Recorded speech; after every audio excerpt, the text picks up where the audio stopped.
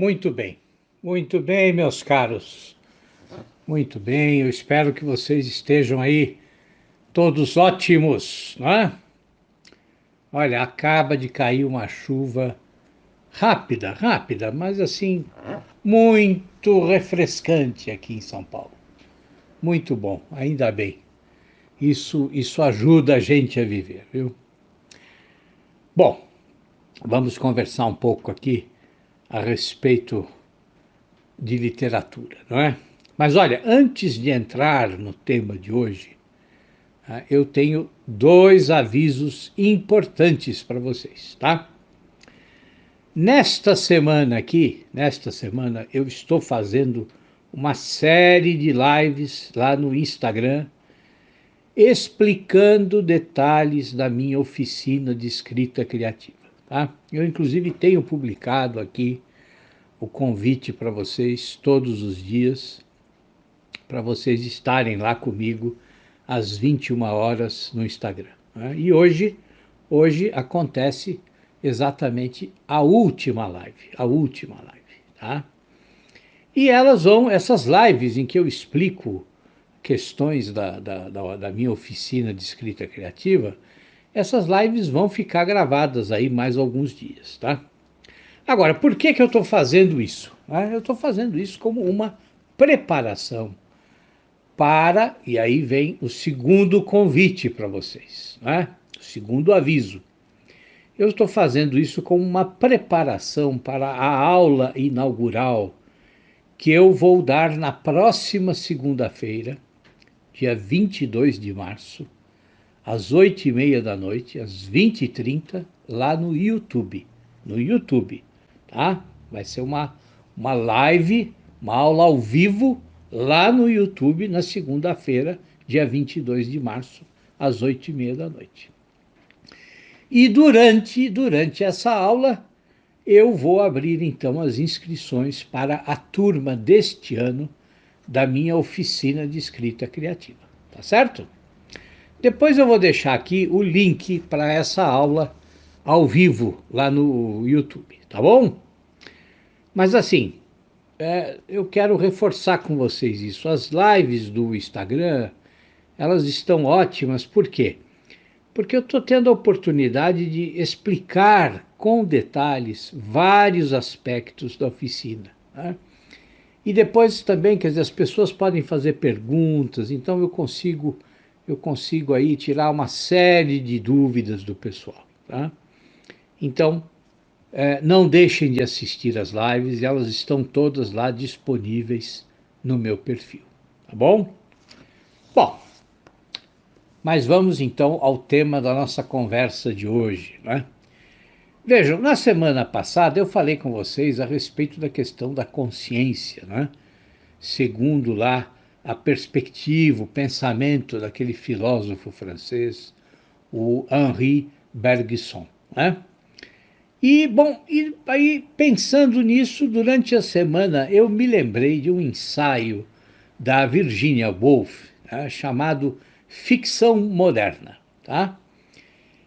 E nesse ensaio ela trata também da questão da consciência, tá? Mas só que sob um outro ponto de vista. Ela trata da questão da consciência, mas sob o ponto de vista da criação literária, né? Sob o ponto de vista do autor, do escritor, né? Bom, é um ensaio muito interessante que se vocês puderem ler, vale a pena, tá? Ele está traduzido aqui no Brasil e faz parte de um livro chamado O Leitor Comum, tá? O Leitor Comum. Então a Virgínia começa lá o ensaio fazendo uma crítica, né, a certos romances realistas da época, né? E ela reclama exatamente de um certo realismo artificial, né? Um realismo que cria um mundo que parece só um esboço da vida, né? E nunca parece ser a própria vida, né? Quer dizer, é um realismo, né? Ela diz, e diz com ironia, né? É um realismo que é tão impecável que se todas as suas personagens desembarcassem na vida, elas estariam todas com os casacos abotoados de cima a baixo, no auge da última moda. A Virgínia é ótima, né? Bom, então o que acontece? Sempre que ela lê esses romances, bom, chega um momento em que surge uma dúvida momentânea, ela diz, né? E ao mesmo tempo surge um espasmo de rebelião, né? Enquanto as páginas nesses romances se completam na sua arrumação costumeira, ela fala, né? Bom, e que dúvida é essa? Né? Bom, é a dúvida que todo bom leitor precisa ter, né? Quer dizer, o leitor está lendo um livro assim, escrito segundo esse tipo de realismo. Bom, chega um momento que é tudo tão impecável, né? Tudo tão perfeitinho, que ele vira e pergunta para ele, mas escuta, a vida é assim? Mas isso daqui é uma amostra do que é a vida é realmente assim? Né? E ele também se faz uma outra pergunta, né? Quer dizer, ele também se pergunta, né? Quer dizer, principalmente quem quer ser escritor, né? Quer dizer, se pergunta, será que todos os romances devem ser assim? Bom, a própria Virginia Woolf, então, responde. E eu vou ler para vocês o trecho da resposta dela. É um trecho relativamente longo, mas que vale a pena, tá? Então, a Virginia diz assim, né? Olhe por perto e a vida, parece, está muito longe de ser assim. Examine por um momento uma mente comum e um dia comum. A mente capta uma miríade de impressões, trivial, fantástica, evanescente ou esculpida com a firmeza do aço. De todos os lados elas vêm, uma incessante exposição de inumeráveis átomos. E enquanto caem, enquanto se acomodam à vidinha de segunda ou terça-feira, a ênfase recai diferentemente da antiga. O momento de importância aparece não aqui, mas ali.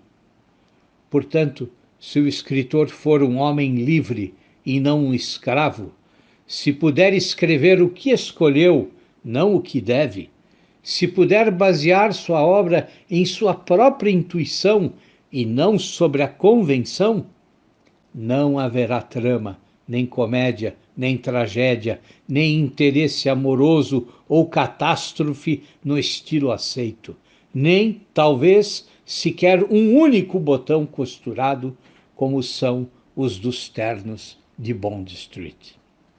A vida não é uma sucessão de lanternas de carruagens dispostas em simetria. A vida é um halo luminoso, um invólucro semitransparente nos envolvendo dos primórdios da consciência até o fim.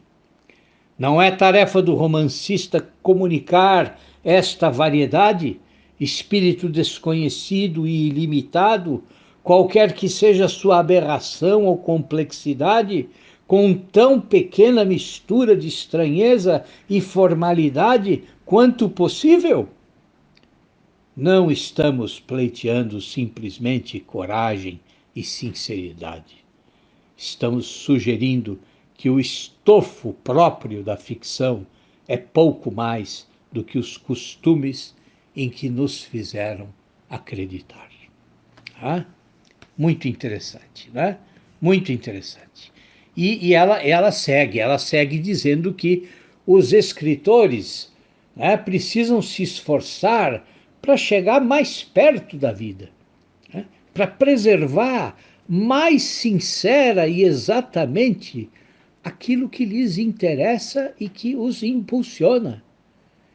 Mesmo se para conseguirem isso eles tiverem de se descartar da maioria das convenções que são usualmente observadas pelos romancistas. Muito bem, muito bem.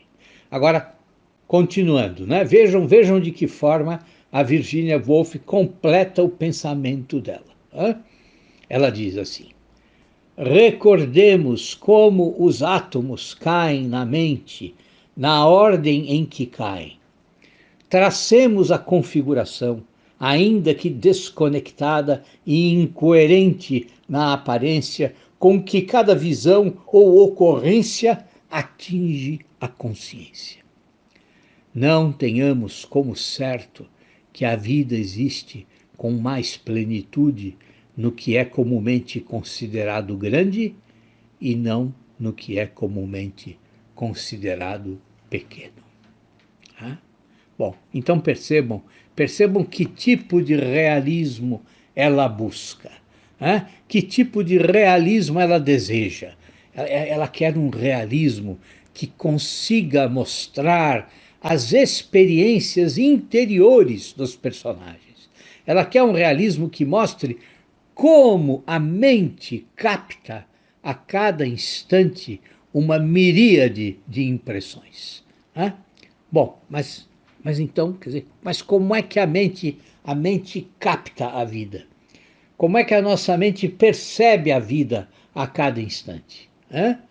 Ou, dizendo de outro modo, como é que a nossa consciência percebe e assimila a vida a cada momento? Quer dizer, é o que a Virgínia diz. Nós não percebemos a vida como se ela fosse uma sucessão de lanternas de carruagem dispostas em simetria. Não, não é assim. A vida é um halo luminoso, ela diz.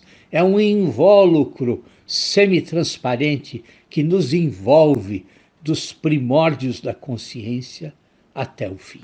Ou seja, a vida é um jorro constante de iluminações, de percepções que vêm de todos os lados. Lembrem do que eu dizia na semana passada.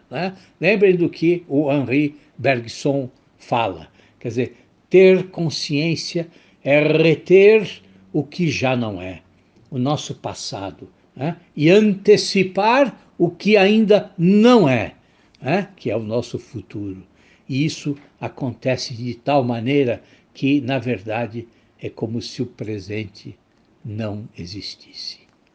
Quer dizer, é esse movimento, essa inconstância permanente que o realismo defendido pela Virgínia quer buscar. E, para ela, só assim, só mostrando o que se passa no interior dos personagens, só captando a consciência dos personagens, é que o escritor chega mais perto do que a vida realmente é. Ou seja, cabe ao escritor traçar essa configuração, ainda que desconectada e incoerente na aparência, cabe ao escritor mostrar como cada visão e cada ocorrência atinge a consciência. Ou seja, trata-se de abandonar aquele realismo que é só uma fotografia da vida. E fazer o quê? Inverter esse processo. Quer dizer, olhar não só para o exterior da vida, mas para o interior também, para os movimentos da consciência. Ou seja, é como se a consciência fosse o filtro por meio do qual a mente do escritor refina a sua percepção da realidade. Quer dizer, a vida material, ela continua importante, claro, porque sem ela nada existiria. Mas ela precisa ser apresentada não como uma cópia da realidade, mas ser apresentada sob uma visão pessoal, a visão única da consciência do próprio escritor. Então, é como se a Virginia Woolf dissesse que, sim, o real está aí. Eu vejo a realidade, eu posso tocar a realidade, eu posso cheirar a realidade, eu posso sentir materialmente o real. Mas acontece que a coisa não termina aí. Quer dizer, o que eu quero saber é como a consciência da minha personagem capta e percebe tudo isso, né? E para isso eu preciso tentar transmitir no meu texto esse fluxo da mente do meu personagem, né? Bom, agora, vejam que essa nova maneira de pensar, né, e de entender o papel da literatura, bom, isso modifica toda a escrita, né? E por que modifica? Bom, porque não se trata mais de descrever uma realidade estável, né?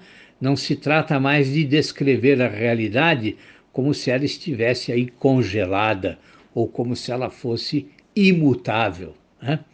Mas se trata de tentar descrever a relação entre os personagens e a percepção que eles têm da própria passagem do tempo, né? Quer dizer, se trata de tentar descrever a relação que há entre os personagens e a percepção que eles têm do próprio espaço em que eles se encontram ou em que eles se locomovem, né? Quer dizer, se trata de descrever a relação entre os personagens e aquilo que a consciência deles experimenta, né? Bom, e isso, claro, dá uma nova direção, dá uma nova forma, né, para o enredo, dá uma nova forma para a própria narrativa, né, ou ao próprio ato de narrar, de contar a história, né? E isso é o que muitos também chamam de uma estética da consciência, né? Agora, mas há uma questão importante que nós não podemos esquecer, né? Vejam que os exageros dessa estética também cobram um alto preço do escritor, né? Por quê? Por que eu digo isso? Porque, né, quando o escritor tenta ultrapassar a realidade palpável, né, para penetrar e para revelar essa realidade movediça, essa realidade dinâmica, essa realidade sempre em transformação da consciência, né? Quando ele tenta fazer isso, o escritor corre o risco de criar só aí um joguinho de palavras, né? Ou, como diz o Ortega y Gasset, né, ele corre o risco de transformar a literatura numa fraude agradável, né? Numa fraude agradável, né? Bom, e uma outra consequência negativa, claro, é separar a arte, né? Separar a literatura da realidade, como se, como se as palavras, como se o discurso narrativo pudesse ser completamente desligado da realidade e sozinho criar uma realidade à parte, o que é impossível, né? Por quê? Porque fazer isso seria criar aquela quimera, né, sonhada pelo Flaubert, né, quando ele diz lá numa carta dele, né, que o que ele gostaria de fazer, né, é um livro sobre nada, um livro sem amarra exterior, né, que se sustentaria pela força interna do seu estilo, como a terra, sem estar sustentada, se mantém no ar, né? Quer dizer, um livro que não teria quase tema, ele diz, ou pelo menos em que o tema fosse quase invisível, se é que isso pode haver, né? Bom, quer dizer, isso realmente seria impossível, né? Quer dizer, porque ou se aproximaria muito, né, ou se aproximaria muito de um texto completamente ilegível, né? Algo semelhante ao que o James Joyce fez no Finnegan's Wake, né? Bom, mas é importante fazer uma ressalva aqui, né? A Virginia Woolf sempre teve consciência dos limites disso que ela buscava, né? E exatamente por ter consciência dos limites é que ela criou narrativas admiráveis, né, em que essa preocupação de revelar a própria consciência dos personagens enquanto eles agem, né, essa preocupação ganhou vida, né? Como, por exemplo, no romance Miss Dalloway, que é belíssimo, e que vocês todos deveriam ler. Tá certo? É isso, meus caros. Olha, um bom final de semana para vocês e eu espero todos lá na segunda-feira, às 20h30, lá no YouTube, para a aula inaugural da minha oficina de escrita criativa. Tá certo? Olha, um abração para vocês. Tudo de bom.